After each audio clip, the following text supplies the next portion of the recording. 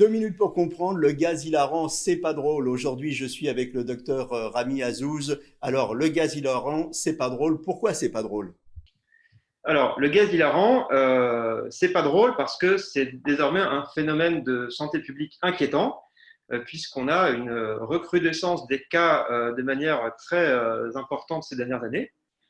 C'est une substance qu'on connaît bien maintenant depuis très longtemps, puisque c'était découvert à la fin du XVIIIe siècle, et c'est utilisé soit comme médicament dans des conditions très surveillées à l'hôpital, soit dans l'industrie alimentaire. Et depuis quelques années, avec une explosion du nombre de cas recensés depuis 2 ans, euh, on assiste à un détournement de l'usage. Alors, comment on détourne l'usage? Avec quoi on prend du gaz hilarant? Alors, l'usage est détourné à travers des cartouches qui servent à préparer de la chantilly, des cartouches qui contiennent du protoxyde d'azote à l'état concentré, qui est détendu dans un ballon, et ce gaz dans le ballon est ensuite inhalé par les personnes qui souhaitent le consommer. Alors, bien sûr, ça n'est pas anodin. Et vous, en urgence, vous voyez des cas graves et des séquelles graves. On en parle tout de suite.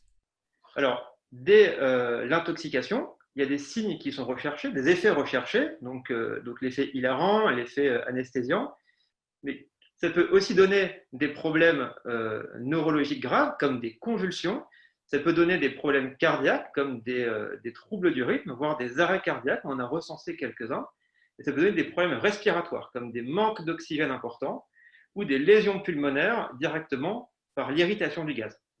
Donc, le gaz hilarant, on le répète, c'est pas drôle du tout, c'est dangereux et ça peut provoquer des accidents et des séquelles graves. Merci.